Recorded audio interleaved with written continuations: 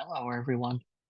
We're here today to talk about the importance of the business analyst in organizations using Salesforce. I'm Eric Dreschfield. I'm the founder of Midwest Dreamin' and Dreamin' in Data community conferences. I'm the leader of the Evansville, Indiana Salesforce Community Group. I'm a member of the Salesforce MVP Hall of Fame, and you can reach me on Twitter or on LinkedIn.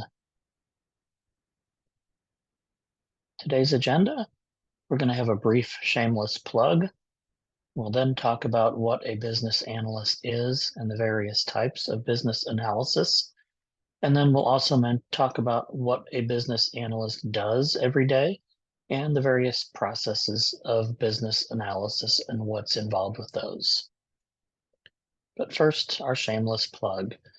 Midwest Dreamin' 2024 is July 17th through the 19th in Minneapolis at the Hyatt Regency. We are planning to have multiple keynotes, several breakout sessions, partners in the exhibit hall, a demo jam, and a lot more. This is the 10th year for Midwest Dreamin', so we're all excited about that, and we hope to see you there. You can find all the details at midwestdreamin.com. Shameless plug number 2, Dreamin' in Data. It's a brand new community conference this year. It's coming to the Hyatt Regency at the Arch in St. Louis, Missouri, November 4th through the 6th. And Dreamin' in Data is the first Salesforce community conference purpose-built to help you showcase the entire journey of your organization's data, from Salesforce through integrations with other applications, and finally to analysis and determining the data your story is telling, ultimately to help you and your organization make smarter decisions faster and stay ahead of your competitors. And you can find more details about this event at dreamindata.com. All right, so the business analyst. What is it that business analysis covers, and what types of things do business analysts look at? There are multiple drivers within the organization. Um,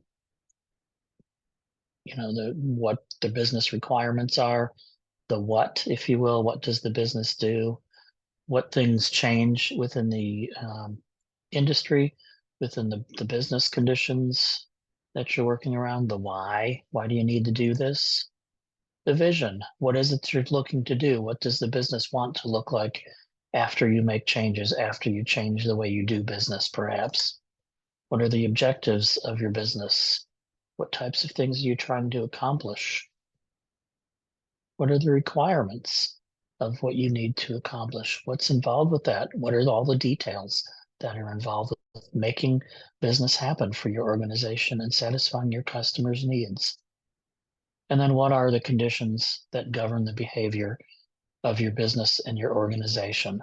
Are you governed by certain regulations because of the industry that you work in? Or are there other factors that might impact what your business does? In reality, the business analyst looks at more than just technology, but it also looks at the organization's business model and its processes.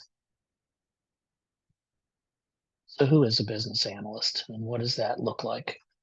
Some people think it's an individual who looks closely at an organization's operations to find areas of weakness and to help develop solutions to overcome those weaknesses. Another definition I've seen is a business analyst is an individual who enables change in an organization by defining the needs and recommending solutions that deliver value to the stakeholders. Simply put, a business analyst is an agent for change. Some would say a trailblazer. So the job title of business analyst has probably been around for 25 or 30 years, but people have been doing the work of a BA for many more decades. Early job titles included things like accounting analyst, systems analyst, programmer analyst, management consultant, and much, much more. Today, these job titles include the more modern versions, such as process improvement specialist, data scientist, business analyst, and yes, even Salesforce administrator. So what are the various types of business analysis, and what does that really look like?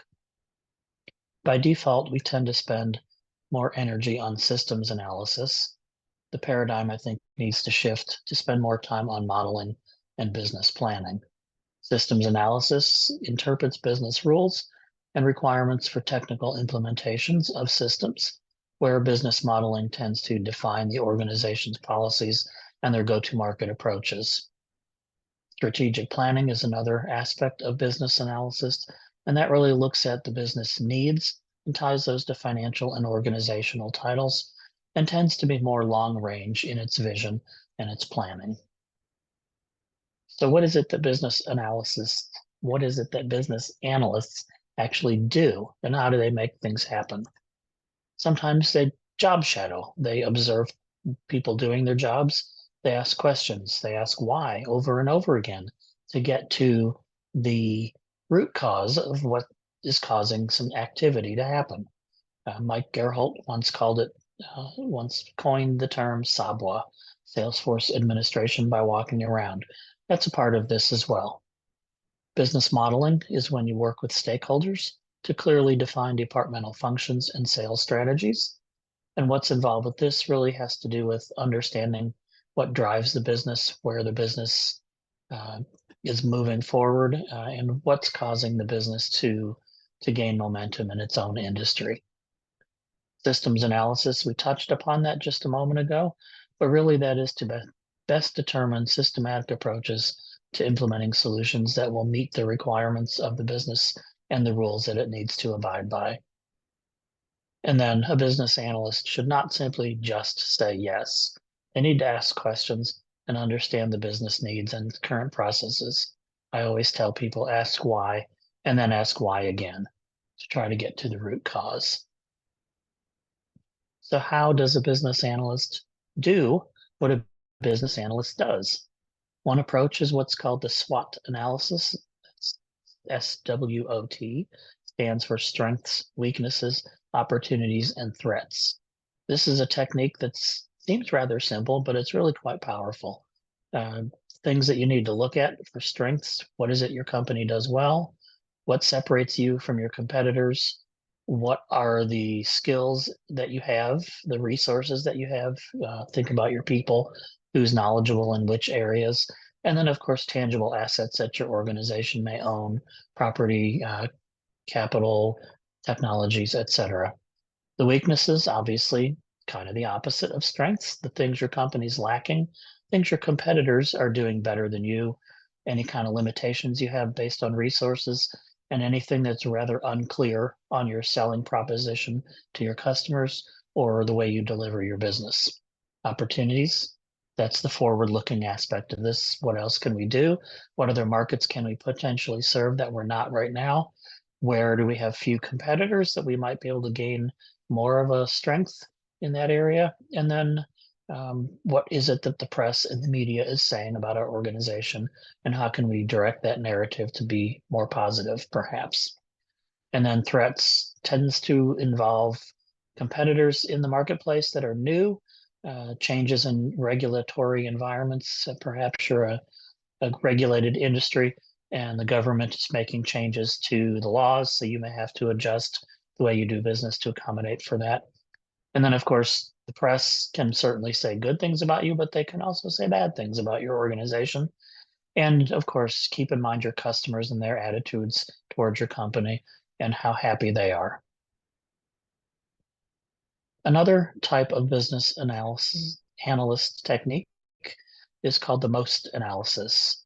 This one looks at this more in a mission critical type of approach, where MOST stands for mission, objectives, strategies, and tactics. So through this method, you're looking at the organization's purpose, the key goals that are used to help achieve that mission, that purpose.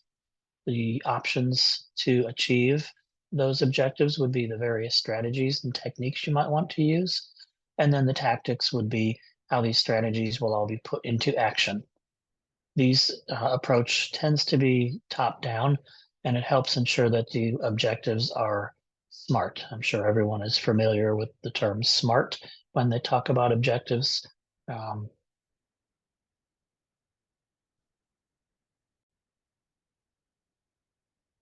So SMART objectives are specific, measurable, achievable, relevant, and timely. This tends to help prevent goal creep, where objectives become fuzzy and difficult to implement, and solutions may not quite work as well if you're struggling with that. One more option of a type of business analyst is one called the PEST analysis. And I always chuckle a little bit when I say that. PEST in this case stands for political, economic, social, and technological. And those are the key drivers identified here to look at the business environment and the things that are impacting what happens. Political, obviously, ecological, environmental issues, current legislation, future legislation, perhaps, changes in the government. Every time a new president is elected here in the U.S., certain things seem to change. That's certainly a factor here as well. Economic conditions certainly are going to impact the business and how it operates and what it should then consider its top priorities. We seem to be in a really weird economic time right now, where some companies seem to still be growing rapidly and others are struggling and laying people off. So it's a unique time at this moment. Social aspects, lifestyle trends, demographics, the media view, branding and company technologies, those types of things, events and things happening by influencers, perhaps, and ethical issues as well. And then the technology piece of this, obviously, technology moves quickly. A lot of us here are already utilizing Salesforce, and that's the big technology that we have, and everyone here knows the release schedule of Salesforce is fast, and many, many new features come out very often. So how is it that you can do some of these things? What is it that a business analyst really does? The other technique that I haven't yet mentioned that almost seems to come naturally for a lot of people is just simply brainstorming. Sit down in a group, in a meeting with a group of people, start spewing out ideas that come to mind um, around the topic, around the problem you're trying to solve. Put them up on a whiteboard, use sticky notes, put them on the wall, do something to collect all of those ideas, and then through the group work together to source those out, to collect them, to categorize them, if you will, and put them into to areas that are similar to crowdsource potential solutions and identify the root causes. Thanks for listening in to my presentation today. Here's a list of some of the resources that I used to come up with some of these things. You can certainly dig in on your own to read some of these books to learn more. There's also some trailhead information here as well. Thanks again.